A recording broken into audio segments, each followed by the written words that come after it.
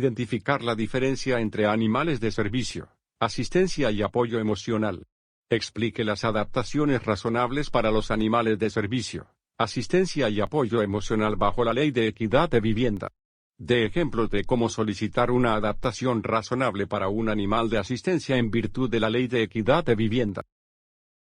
Clase, acabamos de hablar de la discapacidad y de la Ley de Equidad de Vivienda. Ahora nos enfocaremos en alguna información adicional relacionada con los animales de servicio, asistencia y apoyo emocional. Carol es militar y tiene trastorno de estrés postraumático, PTSD. Jake fue herido en combate y es un veterano discapacitado. Lisa tuvo un accidente automovilístico y sufrió una amputación. Todos ellos tienen animales que les ayudan de varias maneras. La señora Jacobs tiene un trastorno de ansiedad. Y Roderick tiene un impedimento visual. Ellos también tienen animales para ayudarlos. ¿Pero son estos animales de servicio?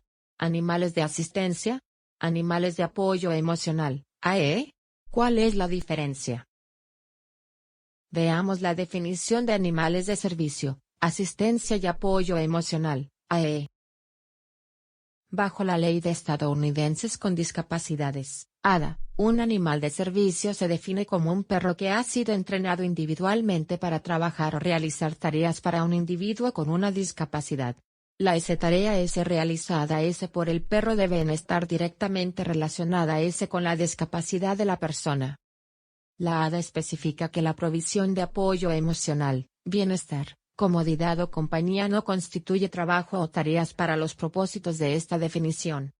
Así que un animal de servicio es un perro que está entrenado para realizar tareas. Y el apoyo emocional no es un trabajo o una tarea bajo esta ley.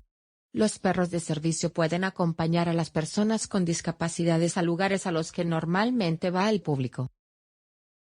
Bajo la Ley de Equidad de Vivienda y la sección 504, un animal de asistencia trabaja, ofrece asistencia, o realiza tareas para el beneficio de una persona con una discapacidad, u ofrece apoyo emocional que mitiga uno o más síntomas o efectos identificados de la discapacidad de una persona. Así que un animal de asistencia es un animal, no restringido a los perros, que trabaja, realiza tareas u ofrece asistencia, o que brinda apoyo emocional que mitiga los síntomas o los efectos de la discapacidad de una persona.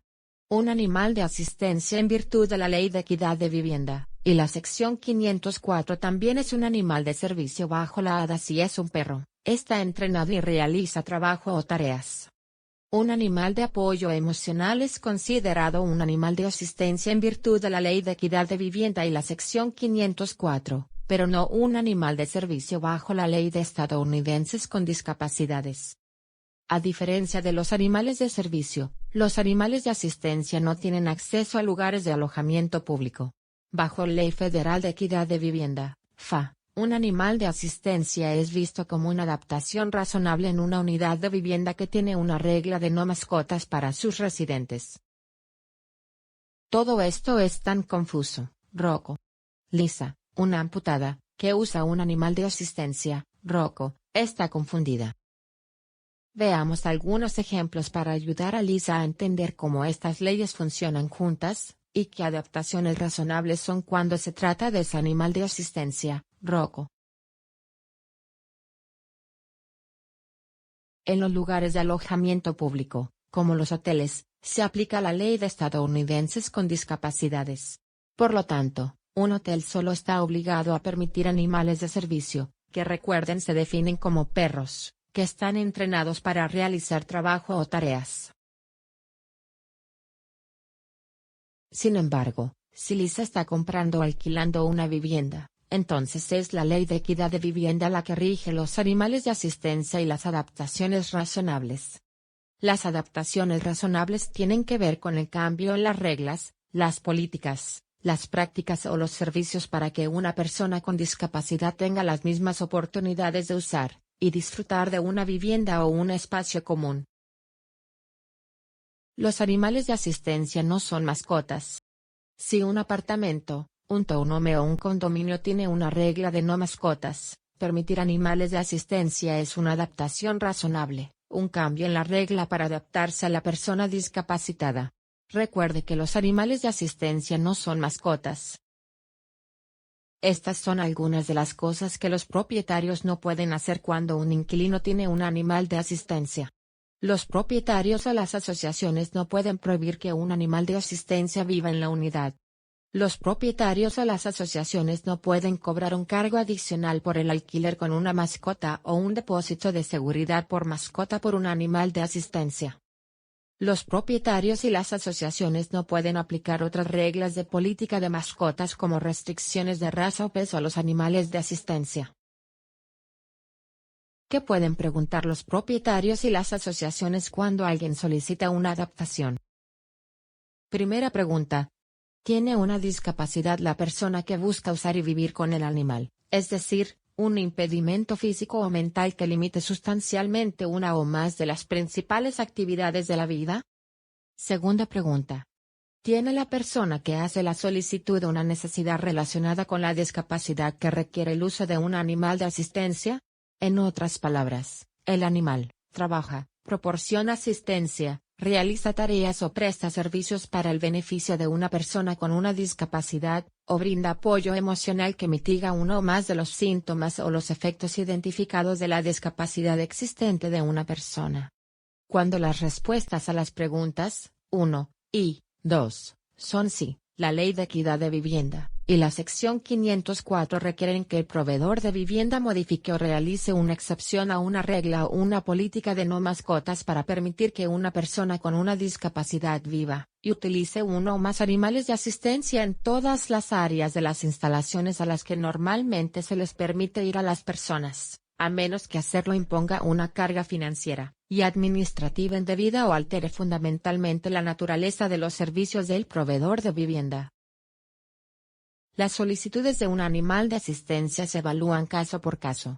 Esto significa que los proveedores de vivienda no pueden limitar el animal de asistencia por suposiciones generales sobre ciertas especies o razas.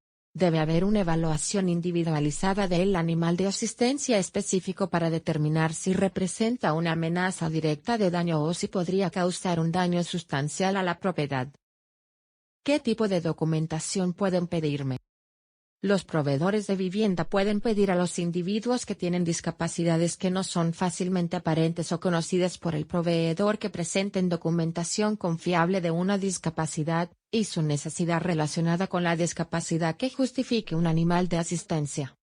Si la discapacidad es fácilmente aparente o conocida pero la necesidad relacionada con la discapacidad que requiere el animal de asistencia no lo es, el proveedor de vivienda puede pedirle al individuo que proporcione documentación de la necesidad relacionada con la discapacidad que requiere el uso de un animal de asistencia. Por ejemplo, un proveedor de vivienda podría pedirle a la señora Jacobs que proporcione documentación de un médico, un psiquiatra, un asistente social u otro profesional de la salud mental que manifieste que el animal brinda apoyo emocional y que mitiga uno o más de los síntomas o los efectos identificados de una discapacidad existente. Sin embargo, un proveedor de vivienda no puede pedir a un inquilino o solicitante que proporcione documentación que demuestre la discapacidad o la necesidad relacionada con la discapacidad que requiere el uso de un animal de asistencia si la discapacidad o la necesidad relacionada con la discapacidad es inmediatamente aparente o ya conocida por el proveedor. Por lo tanto, no pueden pedir a personas como Roderick, que son ciegas o tienen baja visión, que proporcionen documentación de su discapacidad o de su necesidad de un perro guía relacionada con la discapacidad. Entonces, ¿qué tipo de documentación podemos pedir? Los proveedores de vivienda pueden pedir documentación, como una carta, de un médico, un psiquiatra, un asistente social u otro profesional de salud mental.